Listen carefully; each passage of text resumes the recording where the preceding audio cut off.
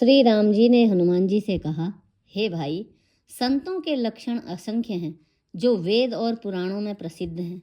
संत और असंतों की करनी ऐसी है जैसे कुल्हाड़ी और चंदन का आचरण होता है। हे भाई सुनो, कुल्हाड़ी चंदन को काटती है क्योंकि उसका स्वभाव वृक्षों को काटना ही है, किंतु चंदन अपने स्वभाववश अपना गुण देकर उस काटने वाली कुल्हाड़ी को सुगंध से सुवासित कर देता है। इसी गुण के कारण चंदन देवताओं के सिरों पर चढ़ता है और जगत का प्रिय हो रहा है, और कुल्हाड़ी के मुख को यह दंड मिलता है कि उसको आग में जलाकर फिर घन से पीटते हैं। संत विषयों में लिप्त नहीं होते, शील और सद्गुणों की खान होते हैं। उन्हें पराया दुख देखकर दुख और सुख देखकर सुख होता है। वे सब में सर्वत्र सब समय समता रखते हैं। उनके मन में कोई उनका शत्रु नहीं है। वे मद से रहित और वैराग्यवान होते हैं तथा लोभ, क्रोध, हर्ष और भय का त्याग किए हुए रहते हैं। उनका चित्त बड़ा कोमल होता है। वे दीनों पर दया करते हैं तथा मन, वचन और कर्म से मेरी निष्कपट विशुद्ध भक्ति करते हैं। सबको सम्मान देते हैं पर स्वयं मान रहित होते हैं। हे भरत, वे प्राणी संतजन मेरे प्राणों के समान हैं। उनको कोई कामना नहीं होती।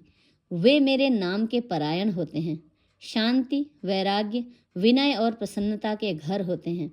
उनमें शीतलता, सरलता, सबके प्रति मित्र भाव और ब्राह्मण के चरणों में प्रीति होती है, जो धर्मों को उत्पन्न करने वाली है। हे तात, ये सब लक्षण जिसके हृदय में बसते हों उसको सदा संत जानना।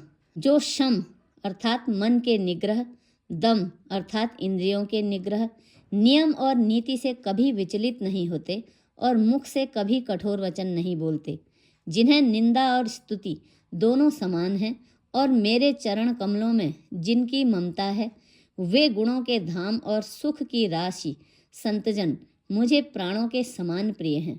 अब असंतों का स्वभाव सुनो। कभी भूलकर भी असंतों की संगति नहीं करनी चाहिए। उनका संग हमेशा दुख देने वाला होता है। जैसे बुरी जाति की गाय कपिला सीधी और दुधारू गाय को अपने संग से नष्ट कर डालती है। दुष्टों के हृदय में अधिक संताप रहता है। वे पराई संपत्ति अर्थात सुख देखकर सदा जलते रहते हैं।